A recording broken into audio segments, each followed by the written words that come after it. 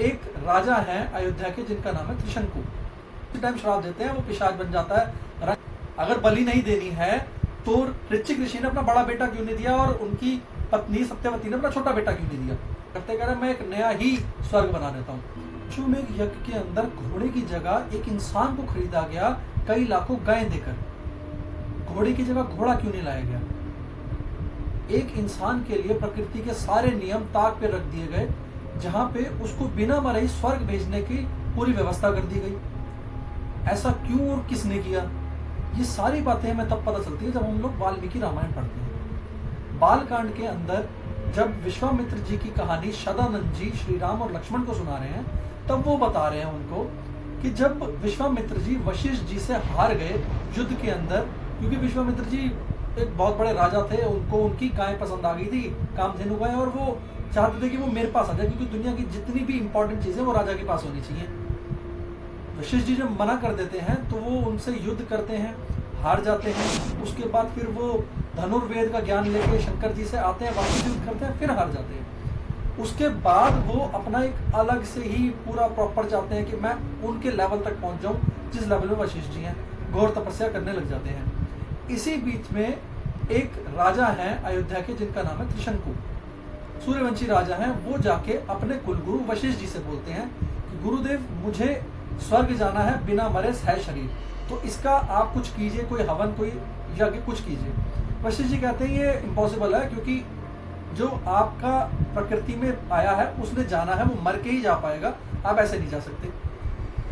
तो त्रिशंकु वहां से बड़ा परेशान होकर, डिसअपॉइंट होकर वहां से निकलते हैं और जाते हैं साउथ की तरफ, जहां पे वशिष्ठ जी के बच्चे ही वो कर रहे हैं तपस्या। उनके पास जाके उनको कह रहे हैं कि गुरुपुत्रों, मैंने एक इच्छा वो की है कि भाई मैं चाह रहा हूँ कि डायरेक्ट मैं स्वर्ग चला जाऊँ बिना मरे ही। मैंने वशिष्ठ जी से कहा था ये करने के लिए, ऐसा कोई कि उन्होंने मुझे मना कर दिया, तो अब शरणागत हूँ और तुम्हारे पास आया हूँ, तो प्लीज मेरी हेल्प करो। तो वो गुस्सा होकर उन्हें बोलते हैं कि तू कितना बेवकूफ है, जो चीज हो ही नहीं सकती उसके लिए तू हमारे पास आया है। जब वशिष्ठ जी ने मना कर दिया, जब वो ही नहीं कर पा रहे, हम कैसे करेंगे? उनकी जो लेवल है वो इतना ऊपर लेवल, जब वो नहीं कर पा रहे, हम तो नए नए हैं अभी। वो उसको कहते तू यहाँ से चला जा। तब त्रिशंकु उनको बोलता है कि मैं आपकी शरण में आया था, आपने मुझे वापस भेज दिया, तो मैं जाके कोई और गुरु ढूंढता हूँ। ये बात वशिष्ठ जी के बच्चों को बुरी लग गई, उन्होंने उसको श्राप दे दिया कि तू गुरु बदलता फिर रहा है ना, तू ऐसे भटकेगा पिशाच योनि के अंदर। उसको उसी टाइम श्राप देते हैं, वो पिशाच बन जाता है, रंग बदल गया, शरीर बदल गया, बाल आ गए, मतलब गंदा भद्दा सा डरावना सा हो गया। बेचारा परेशान रोता बिलखता हुआ जाके पहुंचता है विश्वामित्र जी के पास, जो अलग से तपस्या कर रहे हैं ब्रह्म ऋषि बनने की वशिष्ठ जी के लेवल की। तब वो जाके उनको बोलते हैं कि मैं आया था, मैं वशिष्ठ जी के पास गया था, मुझे सह शरीर ही स्वर्ग जाना था, उन्होंने मना किया, उनके पुत्रों ने मेरे को श्राप दे दिया, मैं अब आपकी शरण में हूँ, आप कीजिए। विश्वामित्र जी आपको पता ही है, क्योंकि वो पहले से है ना, वशिष्ठ जी वाला पंगा तो चल ही रहा है, तो वो ये प्रूव करना चाह रहे थे कि जब वो नहीं कर पाए मैं करके दिखाऊंगा। तो वो अलग अलग जो ऋषि मुनि जो भी यज्ञ वगैरह करते हैं सबको इकट्ठा करते हैं, बुलाते हैं, उनको कहते हैं कि हाँ जी ऐसा यज्ञ करते हैं। वशिष्ठ जी के बेटों को बुलाते हैं, वो मना कर देते हैं, उनको वो श्राप दे देते हैं। बाकी ऋषि मुनि को लगता है कि भाई विश्वामित्र जी बहुत गुस्से में हैं, हमें श्राप न दे दे, तो भाई कर दो। वो यज्ञ वगैरह करते हैं और यज्ञ करके वो उसको त्रिशंकु को सीधा स्वर्ग भेज देते हैं। मतलब इतनी पावर हो गई थी उनके पास उस टाइम पे। जब वो स्वर्ग पहुंचता है, वहां पे इंद्र और बाकी देवता उसको देख के उसे लात मार के वापस नीचे फेंक देते हैं कि तू यहाँ पे ऐसे नहीं आ सकता, और तू पिशाच योनि के अंदर आ गया है, चंडाल बन गया है, तो नीचे जा। वो उसको जैसे नीचे फेंकते हैं, वो आकाश से नीचे गिर रहा है, जस्ट लाइक एक मिट्योर गिर रहा होता है ना, वैसे वो नीचे गिरता है और चिल्लाता हुआ त्राहिमाम करता हुआ। विश्वामित्र जी देख लेते हैं, विश्वामित्र जी उसको वहीं पे ही आसमान में ही रोक देते हैं, वो बेचारा वहीं आसमान में लटका रह जाता है। तब उस टाइम पे देवताओं वगैरह जो होते हैं वो उनको मना करते हैं, पर विश्वामित्र जी कहते हैं कि मैंने तेरे को प्रॉमिस किया था, मैं तेरे को स्वर्ग भेजूंगा। तो वो क्या करते हैं, कह रहे मैं एक नया ही स्वर्ग बना देता हूँ, जहाँ पे इंद्र की जरूरत भी नहीं होगी, तू स्वर्ग में रहेगा, नए नक्षत्र में सब कुछ वो क्रिएट कर देते हैं। ये सब देख के इंद्र थोड़े हो परेशान हो कि भाई अगर दूसरा स्वर्ग बन गया मेरी वैल्यू क्या रह जाएगी।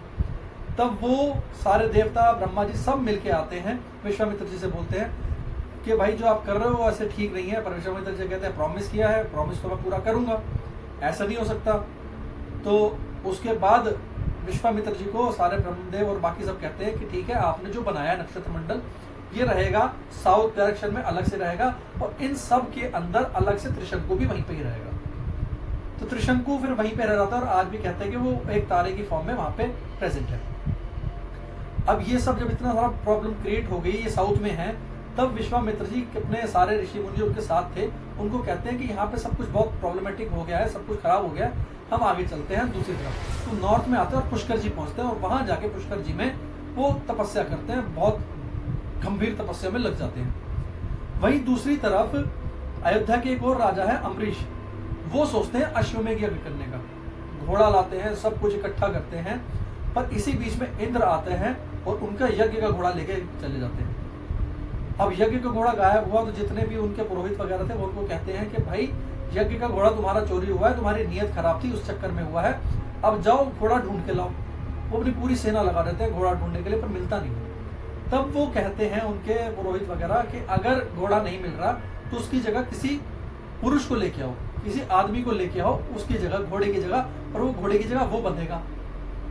अब वो कई जगह ढूंढते पर उनको मिलता नहीं है, तो एंड में जाते हैं ऋचिक ऋषि के पास। अब ऋचिक ऋषि जो है, स्टार्टिंग में मैंने पहले बताया है, उनकी शादी हो रखी है कौशिकी से, सत्यवती से, सत्यवती जो कि विश्वामित्र जी की बहन है। मतलब ऋचिक ऋषि विश्वामित्र जी के जीजा जी हो गए। तो वो उनके पास जाते हैं, उनको कहते हैं कि जी मैं आपको 1 लाख गऊ दान देता हूं और आप अपना एक पुत्र मेरे को दे दो, आपके पास 3 पुत्र हैं, जो यज्ञ पशु बन के जाएगा मेरे साथ। अब वो कहते हैं कि भाई मेरे को अपने बड़े बेटे से तो बहुत प्रेम है, मैं उसको नहीं दे सकता, और देने की कोई वो प्रावधान भी नहीं है कि बड़े बेटे को दिया जाए। दूसरी साइड जो उनकी माँ है सत्यवती, सत्यवती कहती है कि भाई मैं अपना सबसे छोटा बेटा नहीं दूंगी, मेरे को उससे बहुत ज्यादा प्यार है। अब बाप ने बड़ा चुन लिया, माँ ने छोटा, बीच का बच गया मिडिल चाइल्ड जिसका नाम था शून्यशेप। वो खुद आके बोलता है कि जब बाप को बड़े से प्यार है, माँ को छोटे से प्यार है, मुझसे किसी को प्यार है नहीं, तो आप मुझे ही ले चलो। बेचारा परेशान था, सेंटी हो गया कि भाई मेरे को कोई प्यार ही नहीं कर रहा, मेरे लिए किसी ने कुछ बोला ही नहीं।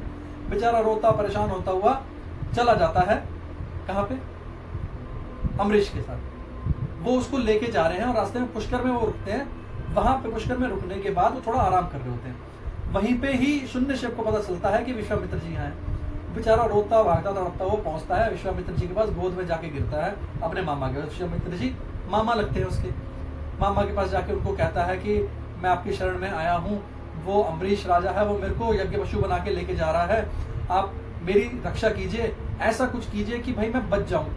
अब एक चीज समझिए, जो कंफ्यूजन थी, जब दशरथ जी ने यज्ञ किया था, अश्वमेध यज्ञ किया था, तो उसमें उन्होंने घोड़ा जो था उनके पास ही था, उस घोड़े का बोलते हैं कि बलि दी गई थी।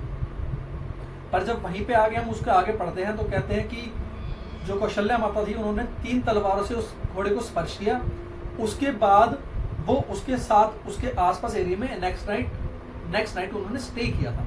तो मरे हुए के साथ तो देखो वो स्टे नहीं करेंगे, दैट मींस वो मारा तो नहीं। पर बाद में ये लिखा हुआ है अश्वगंध का गूदा निकाल के उसको यज्ञ अग्नि में डाला गया, उसके बाद उसकी स्मेल को लेने के लिए आए दशरथ जी ने उनको सूंघा था। अब वहां अश्वगंध लिखा हुआ है, तो ये समझ नहीं आया कि वहां पे वो घोड़े की बलि दी, उसका गूदा निकाला, वो क्लियर नहीं है। वहां पे वो साफ दे रहे हैं अश्वगंध कहा है उन्होंने क्लियर वर्ड्स में। पर जब यहाँ पे बात की जा रही है यज्ञ के अंदर पशु की जगह उसको लेके जाने की, तो वो डर क्यों रहा है? अगर बलि नहीं देनी है तो, अगर बलि नहीं देनी है तो ऋचिक ऋषि ने अपना बड़ा बेटा क्यों नहीं दिया और उनकी पत्नी सत्यवती ने अपना छोटा बेटा क्यों नहीं दिया? बीच वाला गया और ये परेशान क्यों जा रहा है? अगर बलि नहीं होनी, दैट मीन्स बलि होनी है, वो बलि होगी उसकी।